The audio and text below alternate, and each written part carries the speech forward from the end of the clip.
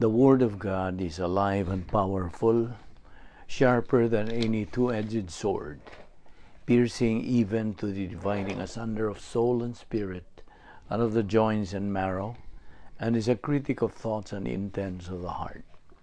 All Scripture is God-breathed and is profitable for doctrine, for reproof, for correction, for instruction in righteousness, that the man of God may be mature, thoroughly equipped unto all good works. Study to show thyself approved unto God, a workman that needeth not to be ashamed, rightly dividing the word of truth. The harvest truly is plenteous, but the laborers are few. Pray ye therefore the Lord of the harvest, that he will send forth laborers into his harvest. And God is able to make all grace abound toward you, that ye always having all sufficiency in all things may abound to every good work. And let us not be weary in well-doing, for in due season we shall reap, if we faint not. My son, do not forget my teaching, but let your heart keep my commandments. For length of days and years of life and peace they will add to you. How happy are those who hear the word of God and obey it. But be ye doers of the word, and not hearers only, deceiving yourselves. Your word is a lamp unto my feet, and a light unto my path. Behold, the days come, saith the Lord God, that I will send a famine in the land, not a famine of bread, nor a thirst for water, but of hearing the words of the Lord. For I am not ashamed of the gospel of Christ, for it is the power of God unto salvation to every one that believeth, to the Jew first, and also to the Greek. For therein is the righteousness of God revealed from faith to faith, as it is written, the just shall live by faith. Faith cometh by hearing, and hearing by the word of God. Neither is there salvation on any other under heaven given among men, whereby we must be saved. Preach the word, be ready in season and out of season. Reprove, rebuke, exhort with great patience and instruction. For the time will come when they will not endure sound doctrine, but wanting to have their ears tickled, they will accumulate for themselves teachers in accordance to their own desires, and will turn away their ears from the truth, and will turn aside to myths. Let us remember that we live in a day where biblical truth is considered hate speech, even among those who profess Christ. It is loving to tell the truth, no matter how much it may hurt the hearers. Agi og pangandam sa itong kaugalingon, nining atong evangelistic ministry, nga Bible study. The next few moments will be devoted to silent prayer, the objective of which is to make sure that we are filled with the Holy Spirit, napunan kita sa Espiritu Santo, samtang kita nag-duol ngadto sa Dios pinagis pagtuon siyang pulong. Silent prayer therefore gives you the privacy of the priesthood and makes the option of confession possible if necessary. Therefore, let us pray.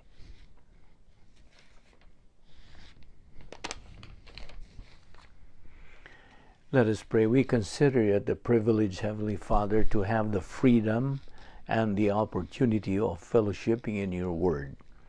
We are grateful that through your grace, you brought us this time in this Bible study of the Balbido Evangelistic Ministry through the YouTube and Facebook to take in your precious word, which is the only shield we can equip and arm ourselves to confront any false teaching that religion tries to spread in this devil's world.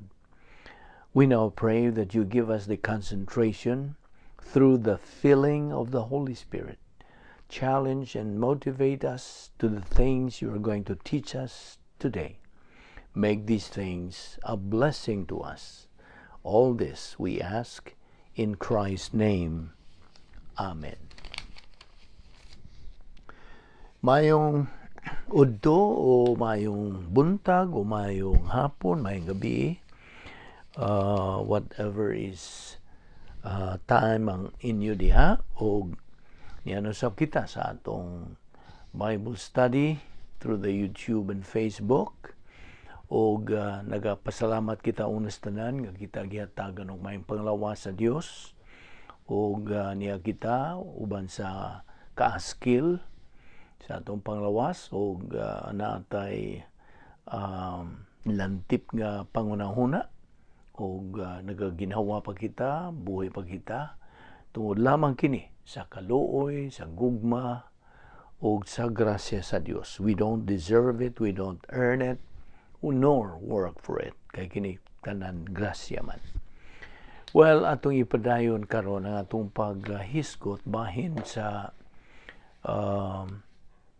nining atong pagsaulog sa Pasko. So this is some kind of a Christmas message ato ipadayon kini, kay sumpay man kini sa atong gisugda na sa miaging higayon.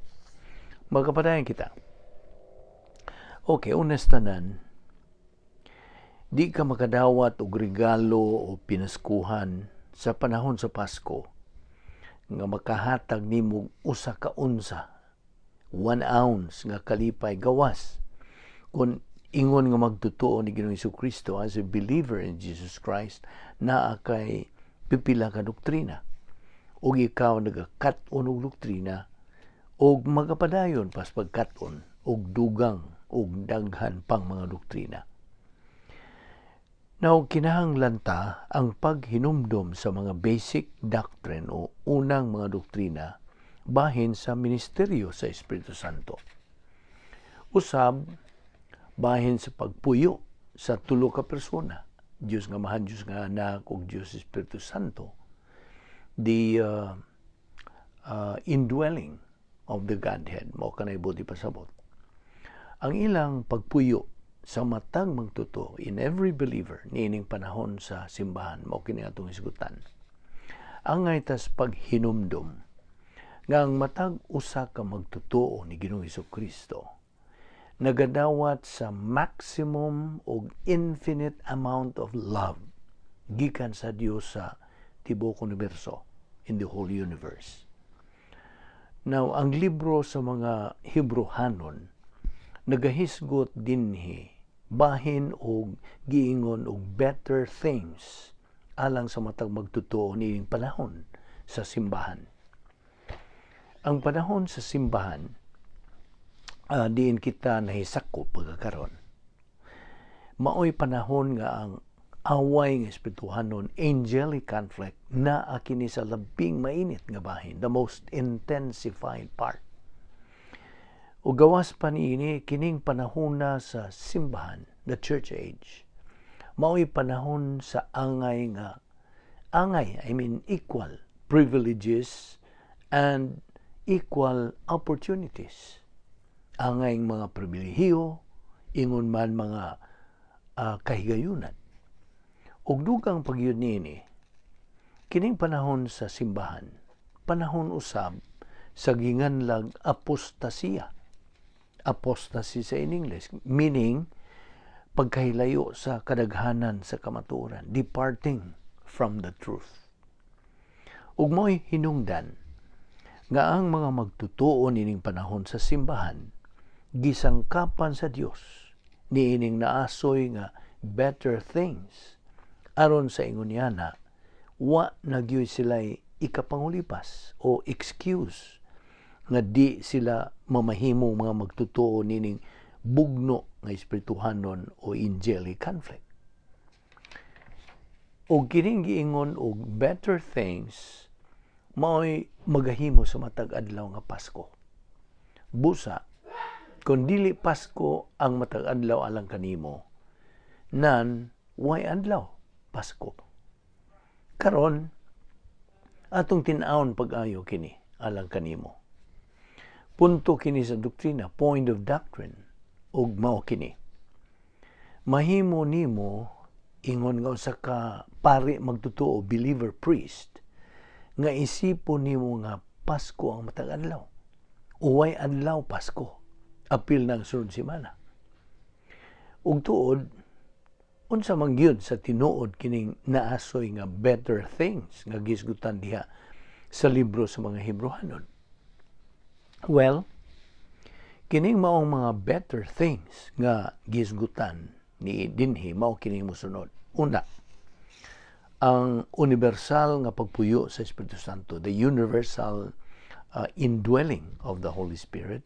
Ikaduha, ang universal nga pagkasaserdote o pagkapari sa mga magtotoo, the universal priesthood of every believer.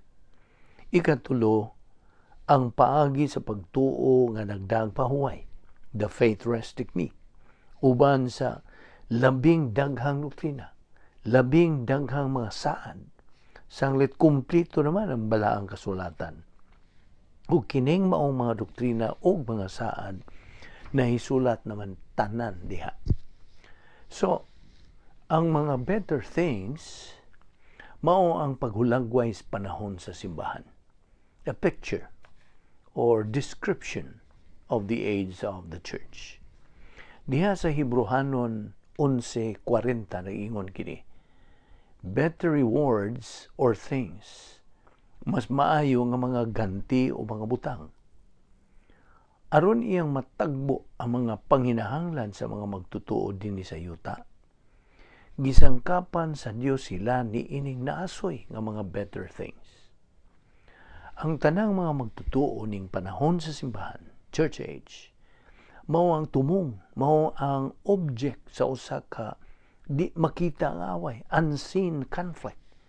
Diha gyud sa ilang mga lawas o ang ilang mga kinabuhi. Mao kana ang natan panggubantan, ang ilang kinabuhi. It's the battleground ni ining angelic conflict. Kini nagkahulugan nga isip usa ka magtotoo adlaw-adlaw sa imong kinabuhi moatubang kagyod og mga kapiligruhan nga di makita, unseen dangers, ingon man mga suliran nga di mo makita, unseen problems. Apan ngano man kini? Well, ang tubag tungod kay ikaw man ang puntariya sa matag adlaw, puntariya sa matag adlaw sa imong kinabuhi. You are the target daily in your life. Ug busa, adlaw-adlaw sa imong kinabuhi ang Dios nagasangkap. He is providing all that you need. Gisangkapan kaniya pinaagi sa pagpabuhi nimo by keeping you alive. Iya kang gisangkapan pinaagi sa paghatag niya kanimo lain pang adlaw, another day. Iya kang gisangkapan matag usa ka adlaw, one day at a time. Iya kang gisangkapan sa tanan mong panginahanglan aron ka makabaton og kalinaw, sulod nung kalipay, inner happiness, sulod nun nga panlangin, inner blessing, atol yan ang maong adlaw. Lamot pa, ang Dios nagapahimutang og usa ka paninugdan o inunta kini may binisaya sa precedent, okay? Usa ka precedent alang sa panahon sa simbahan nga labihan sa pagkatalagsaon, absolutely unique. Ug kinibahin niya ng mga better things nga gisangkap sa Dios kanimo sa gutlo-gutlo, por gutlo, moment by moment, by moment by moment. Ug dili tinuod ka nang giingon nila one day Christmas, dili tinuod ka nang giingon nila nga one shot Christmas. There's no such thing. Paminaw, Pasko ang matag adlaw sa imong kinabuhi, ingon nga magtotoo. Kasabot ka? O tinuod matag adlaw sa ikaduhang bahin sa plano sa Dios. Sukad niyan tong adlaw nga imong gidawat si Kristo, ingon nga maduluwas. Nagadawat ka og mga better things. didto ka na magsugod og dawat sa mga better things. Ug kung wa ka makaabrig package so nas daghang mga katuigan o wa gyud ka makadawat og bisag usa ka regalo, nahibaw ka ba anaa naman ang tanan diha nimo? Nakisabot ka ba na? Naan tanan diha kanimo. Unas tanan, itong higayon nga imong dawat si Kristo ingon nga manluluwas, ikaw na tao pa usab. You were born again. Nahimo kang bag-ong binuhat. You became a new creation. Sakto? Niyantong higayon na, gibalhin ka diha-diha gikan sa panahon ngadto sa eternidad. Ikaw misud sa plano sa Dios. Gusto? Automatic kang nahimo nga lumlupyo citizen sa langit. Basaha ang Pilipos 3:20 ug Efeso 2:19 kay naghulagway diha nga ikaw taga langit na. Sa dihang nagabitay si Ginoong Hesukristo dito sa krus, ang mga sala na sa tibuok kalibutan gibubo, gidakdak kini ngadto kaniya o gihukman kini. Apan sa samang higayon, gisalikway niya ang tawhanong maayo, human good. He rejected human good. Ang labing tinuod, wa gyoy kalinaw, there is no peace diha sa plano sa Dios bahig tawhanong maayo. Wala. Ug wa gyoy makaangkon o kaluwasan pinaagi ni mosunod nga pamaagi. Pag-isa sa mga kamot, pagbatig pagbasol sa sala, pagpabautismo, ang pagpasakop og simbahan, ang pag-usab sa pamatasan, ang paghilak tungod sa paghinulsol, wa ug way mausan niini nila ang makahatag o kaluwasang dayon. Wala. Sa Tinagalog, kinat sila pa, nada. Wala. Ang tinuod, ang kaluwasan, grasya. Muna atong gisubli, gibalik na ito sa pagingon. Nga ang kaluwasan nga gihatag sa Dios kanato grasya. Busa kinsang buhat kini? Di ba buhat sa Dios? Di kini buhat sa tao. Ug ang Dios nga anak actually mao'y gihukman tungod sa atong mga sala samtang gilansang kini siya dito sa krus. Sa sama usab nga higayon, iyang gisalikway ang bisag unsang buhat sa tao. Ug busa, dili pinagis mga binuhatan sa pagkamatarong atong ginabuhat, kundi sumala sa iyang kaluoy nga kita iyang giluwas. Atong mabasa diha sa Efeso 2:8-9 nga sagad natong ginabat-bat dinhi.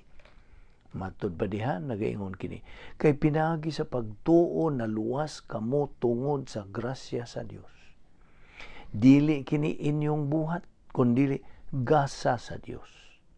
Busa, walay makapasigarbo niini, sanglit dili man kini bunga sa inyong mga paningkamot. Di ba na klaro kayo? So, ang atong Ginoong Hesukristo mo'y mipuli sa atong dapit. Ug ana tingali uban kaninyo nga negatibo ang inyong kabubuton bahin niini, well, imo pud nagatungod. That's your prerogative. Mao man kanay desisyon sa hinatag sa Dios nga kabubuton. Apan hinumdumi kanunay ang prinsipyo nga nag-ingon, ikaw ug ikaw ra gyud ang may tulubagon, may responsibilidad ug mao'y kasudyaan sa bisag unsang desisyon nga imong paghimuon, sanglit ang tao ginaingon man nga produkto ra siya sa iyang kaugalingong desisyon. Gusto? Apan ang atong Ginoong Hesukristo namatay dito sa krus, isip puli sa tanang katawhan sa tibuok kalibutan. Siya namatay aron kita mabuhi. Ayaw na kalimti. Namatay siya aron ikaw ako mabuhi. Roma 5:8 nag-ingon, Apan gipakita sa Dios kanato ang gidak-on sa iyang paghigugma kanato kaysa makasasala pa kita nagpakamatay si Kristo alang kanato. Segundo Corintios 5:21, walay sala si Kristo. Apan gipaka makasasala siya sa Dios aron kita sa atong pagkahiusa kaniya makabaton sa pagkamatarong sa Dios. Pilipos 2:8, nagpaubos siya o nagmasinugtanon hangtod sa kamatayon bisan sa iyang kamatayon sa krus. Primero Timoteo 2:5, kay may usa lamang ka Dios ug usa lamang ang naghiusa sa Dios ug sa mga tao. Siya mao ang tao nga si Kristo Jesus. Mga buhat 16:31, tumuo ka kang Ginoong Hesus ug ikaw maluwas. So, niining panahon sa Pasko, gikinahanglan ang atong pagtutok ngadtos mga butang nga makapahinumdum kanato sa kung unsa gyud ang tinuod nga kahulugan sa Pasko alang kanato. Ngadtos kalibutan, mga relihiyosong dili magtutuo og mga karnal nga mga magtutuo, ang Pasko alang kanila nagkahulugan lang og paghinatagay mga regalo, mga Christmas tree, mga dayan-dayans Pasko diya ilang mga balay, mga Christmas lights, mga series, pagpadag mga Christmas card, mga awit ug tugtog sa Pasko, mga Christmas party, mga church festivities ug mga rituals ug seremonyas bahin sa Pasko sa mga kasimbahanan. Giingon nila the most wonderful time of the year. Ang ilang mga pagpati o pagbinati ay na as intensity 8, dili 7, na as intensity 8 na ng mga commercialism o emotionalism o dagan panguban.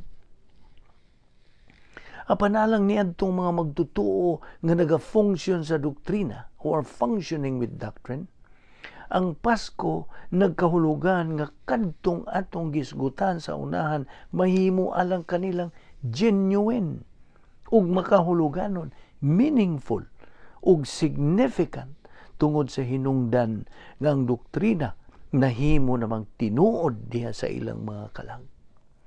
Ug kining mao nga doktrina nga tinuod na sa ilang mga kalag, mao ang nagapa-enjoy nila ngadtong mga butang ug mga kalihukan. They can enjoy to the fullest tungod sa prinsipyo nga ilang gisunod ug ang maong prinsipyo nagaingon man og ritual without reality is meaningless, but ritual with reality is meaningful.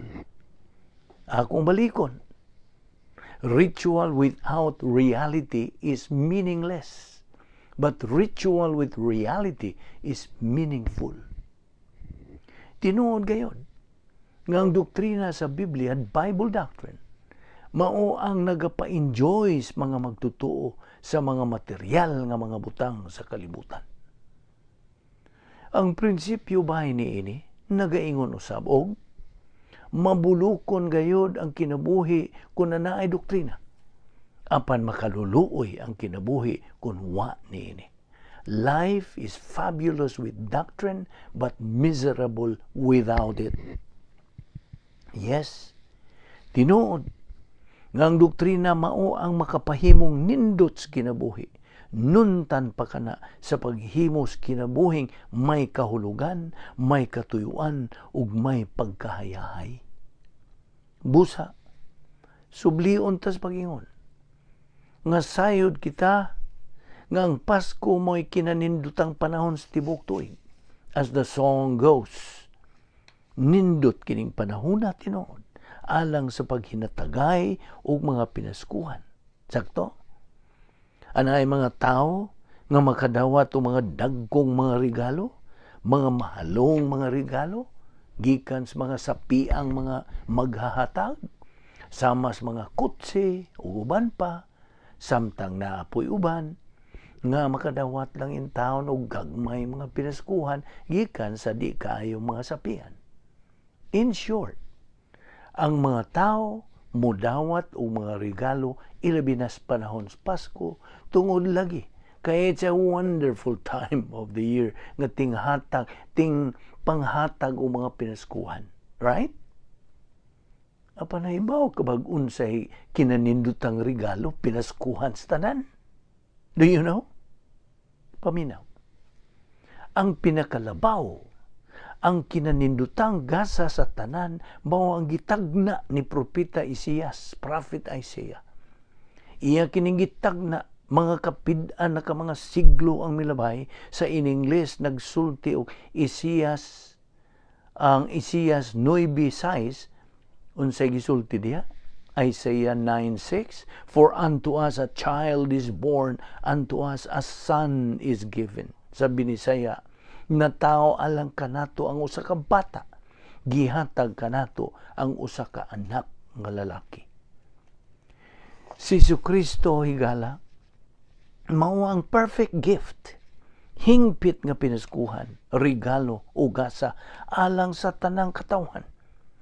Siya ang sikreto sa matag panalangin. He is the secret to every blessing. Sikreto sa matag kalipay din sa panahon ug didto na sa eternidad. Hinumduman mo ba kadtong nabantog nga prinsipyo nga nag-ingon, no Christ, no peace? No, K-N-O-W, no Christ, no peace. Why Kristo? Why kalinaw? Ilha si Kristo, mailhan mo ang kalinaw. Mo ka naibutan sa Bots Binisaya. Paminaw. Ang kinanindutan nga gasas tibuok kalibutan, giputos kini didtos usa ka pasungan. Nahibaw ka ba sa kahulugan o significance niya itong pagkatao ni Kristo? Siya si Jesucristo na tao o gipahigda dito sa usa ka pasungan. Ang pasungan, by the way, usa ka taas, bukas nga sudlanan og tubig o tuwaanas mga hayop. Sa laing pagkasulti, usa kini ka butaganan og mga igtutuwa anha ang mga hayop mga ba. So dito si Jesus pahigdaa. Okay? Now diha sa Juan 1:10, kini nagasultis pag-ingon, ug ang pulong dinhi na sa kalibutan. Pinagi kaniya, gibuhat sa Dios ang kalibutan, apan ang kalibutan wala mo ila kaniya. Mga buhat 4:12, ang kaluwasan makaplagan lamang diha kaniya, kay dinhis kalibutan wa nay laing ngalan nga gihatag sa Dios ngadto sa katawhan nga mao'y makaluwas kanato. Madinhi bas panahon o madidto bas eternidad, si Jesucristo mao lamang ang atong gikinahanglan. Ang Mateo 1:21, ang pulong sa Dios nagasulti diha, manganak siyag batang lalaki ug nganli siyag Jesus, kay luwason niya ang iyang katawhan gikan sa ilang kasalanan. Tuod, ang ngan nga Jesus, usa ka Grigo kining porma sa Hebrewanong pulong nga Joshua, nga usa ka pagkipos o contraction sa duha ka mga pulong Jehovah o Hosea, nga nagkahulugan kini og ang Dios nga manunubos o manluluwas. God the Savior o manluluwas nga Dios, Savior God. Mo kini ang ngan. Mo kini ang ngan nga labaw sa tanangan, ug ang ngalan sa usa kinsa mo'y makaluwas kanato, ang usa kinsa mao aray kalifikado nga mahimong manluluwas. Kinsa? Way sa original nga sala ni Adan. Adam's original sin. Way kinaiyang makasasala, old sin nature. Ug way bisag usa ka personal nga sala. Nothing. Why personal sin nga na himo siya? Wala giyoy makapuli siyang dapit. O sa pagduol sa Dios gawas kung pinaagi kaniya.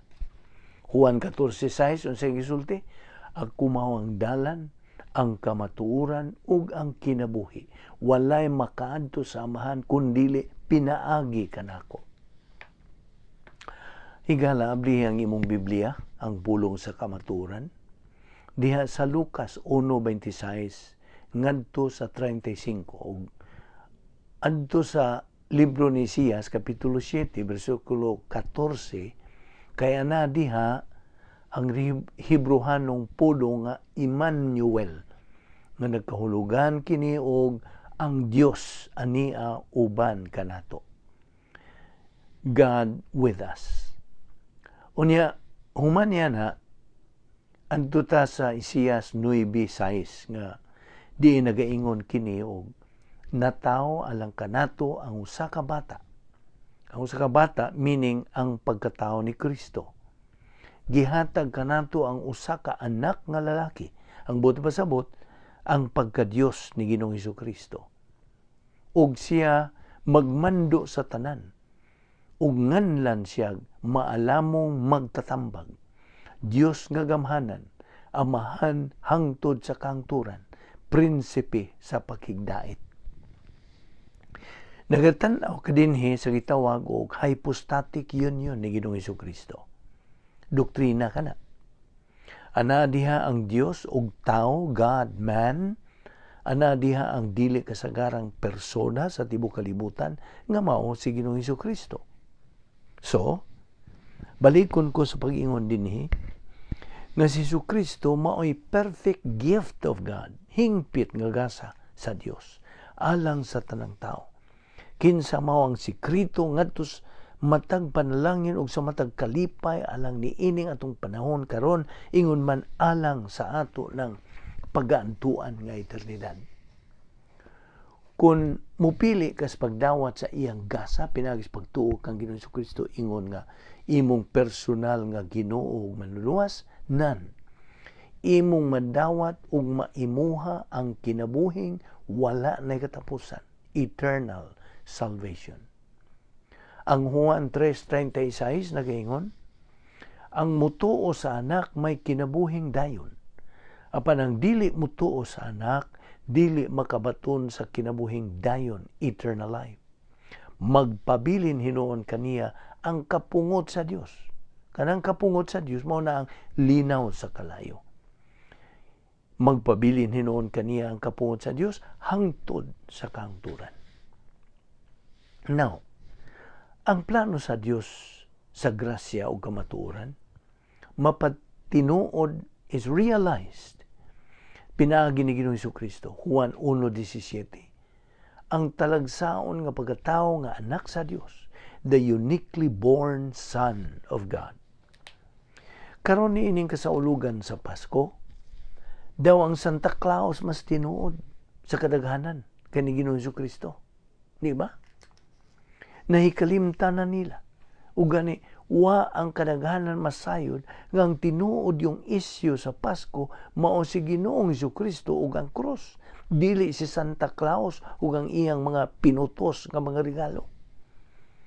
Samtang gisaulog ang Pasko sa tibuok universo, universally celebrated, ang matuod og lintunganay yung kahulugan niini nga napatik diyan sa balahang kasulatan is practically unknown. Hingpit na gyud kining wa masabtig mailhi wa na.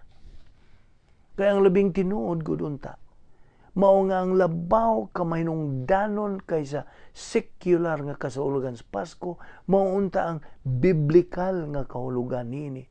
Do you know what I'm saying? It's the biblical meaning of Christmas that is far more important than the secular nga kahulugan niini.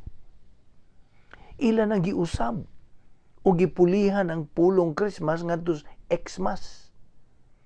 Abi nimo ang pulong Xmas sama ra sa nagbutang sa siga light sa Christmas tree nga wa diha ang siga o suga sa kalibutan. Dugang pa niya na ang pulong Xmas gigamit na sa pangkomersyal while ang pulong Christmas pang biblical maunta ka na. Apan hinaot, di mo na hikalimtan nga ang Pasko nagkahulugan kinig pagdawat kang Kristo ingon nga kinadak ang gasa sa Dios. God's greatest gift to mankind. Ang imong pagdawat ni Kristo ingon nga atong Ginoo manluluwas unya agig pasumbalik in return niya na imong madawat ug maangkon ng dayon mong kaluwasan, eternal salvation. So may I wish everybody, makapadangat ba ako ubos nining buluhaton sa Ginoo ang Balbido Evangelistic Ministry nga na sa tanan ninyo sa usa ka malipayon, biblical, doctrinal nga pagsaulog sa Pasko. Mao ni ang among wishes. Ang Balbido Evangelistic Ministry mag-wish kaninyo, magapadangat kaninyo nining atong buluhaton alang sa Dios. Dili man ni atong buhat. It is all for the honor and glory sa Dios. So, I hope ang kini akong gihatag niyong wish for a Merry Christmas o sa kamalipayon, biblical, doktrinal nga pagsaulog sa Pasko. Gidapit, gidasig, o giawhag ka sa pagpahimulos. Enjoy your union. Pahimusli ang imo karong pagkadugtong diha sa atong Ginoong Jesucristo. So, sa bahin 2, phase 2, ug sa phase 3 na unya, nga diin mag-atubang ka naman kaniyan hangtod, uban niya ang giingos Biblia, ug fullness of happiness, ug pagmaya, pagsinati niya ng kalipay nga di na matugkan, hangtod na sa wala na'y katapusan. Well, ano yung sa kahamubo kong mensahe alang sa umaabot nga bispiras sa bagong tuig, New Year's Eve, kining mensahe. Ako laning paapas ba? Okay? Sa atong pagtikang na unya, as we step ngadto sa bagong tuig, a brand new year, 2018, higayon karon sa atong pagtasal, evaluate. Mao man tingali ni Bisaya, to evaluate is pagtasal. Higayon karon sa atong pagtasal, pag-evaluate sa atong espirituhanong kinabuhi. Dili kini panahon sa paghimog New Year's resolutions kay kining paghimo niya na tinunto na. Tinunto lang yun na. Ang mga resolutions sama sa bisag unsang saad nga himuon are just made to be broken. Sa ato pa gihimo lang ng pagsaad aron dili tumanon. O tinuod gyud nga gihimo lang ng pagsaad aron kini pakyason apan sa laing bahin. Ang labing tukma yung angay tang buhaton sa pagsugata niining bagong tuig mao ang dili paghimog New Year's resolutions kundi ang paghimos pagtasal, evaluation. Pagtasal sa unsa may himuog pagtasal. O unsa may himuan natong pagtasal? Mao ni pangutana. What are we going to evaluate? Well, himuan tas pagtasal ang atong kaugalingon kung unsa na kalawma, how deep, unsa na kahabuga, how high, unsa na kataas, how long, ug unsa na kalapda, how wide ang doktrina sa pulong sa Dios nga karon nahimo ng kabahin o parte na sa atong salabutan diha sa right lobe sa atong salabutan. Naingon kini niini gumikan sa prinsipyo sa Biblia nga nagkanayon og unsa gani kadaghanas kaalam bahin sa Biblia nga nasilsil sa galamhan sa magtutuo, ingon usab kadako ang katakos nga iyang maangkon ug ingon usab kadaghan sa mga panalangin nga madawat sa magtutuo dinhining kinabuhia. Sa laing pagkasulti, ang gidaghanon sa kahibalo ug pagtuo sa doktrina sa pulong sa Dios mao ang makapaangkon o katakos, capacity ni bisag kinsa nga magtutuo nga nanag-iya niini. Sanglit kita na sayod man nga ang Yahweh sa kinabuhi, the key to life, matawhanon man o maespirituhanon man, mao ang katakos, capacity. O yun ka ba niya na? It's capacity. Ang Yahweh sa kinabuhi. Kay kung wa diha ka ng katakos sa kinabuhi, capacity for life, wa gyud ka nang matuod nga kalipay sa kinabuhi. Wala. Mao'y hinungdan. Nganong mahinungdanon ang atong paghimos, pagtasal, evaluation sa atong kasaulugan sa di pagkita mo tungtong ngadto sa bag-ong tuig 2018, 2018. Busa, I hope nga ato kining hinuktukan. Dinhi kita kutob, o again, may I wish you a very Merry Christmas kaninyo, o gidapit kagyapon sa pagsunod, pagpadayon sa sunod ning atong ministry, diin imong mapupo ang dugang pang mga pagtulunan gikan diha sa Biblia. Kining tanan grasya, ug dili kini ato, buhat kini sa Dios. Magampo kita. With your heads bowed and your eyes closed, atong i-dedikar kining closing moments of our worship service. Kining atong gibuhat is a worship service, gahatag kitag bili sa pulong sa Dios, ug kini atong ipanungod ngadto to anybody who is with us today without Christ, without hope, and without eternal life. We want you to know that Jesus Christ had you personally in mind when He went to the cross. And every sin that you have ever committed, past, present, or future, has been imputed to Him and judged. So that right where you sit right now, you can have eternal life by simply believing in the Lord Jesus Christ. Jesus Christ took your place on the cross. He was judged for your sins. He carried all our sins in His own body on the cross. Our sins had been judged. The door of salvation, the door of eternal life is now open. How do you walk through it? Anyone who believes in Jesus Christ shall never perish, but have eternal life. John 3:16. Right where you sit right now, ang imong nahimutangan diha, you have the opportunity, you have the freedom, and you have the privacy to believe in Jesus Christ. Why? Your head is bowed, your eyes are closed. That means you have privacy in your soul. Your soul is where you think. Your soul is where you make your decisions. Volition or free will belongs to the soul. And right now, in the privacy of your soul, forming the sentences in thought only, inaudibly, you can tell God the Father that you are believing in Jesus Christ. And that is the moment of eternal life for you. Your option, your opportunity. Believe on the Lord Jesus Christ, and thou shalt be saved. Let us pray. We are grateful, Heavenly Father, for the privilege and the opportunity of fellowshipping in your word today. We pray that you challenge us by these things, for we ask it in the name of our Lord and Savior, Jesus Christ.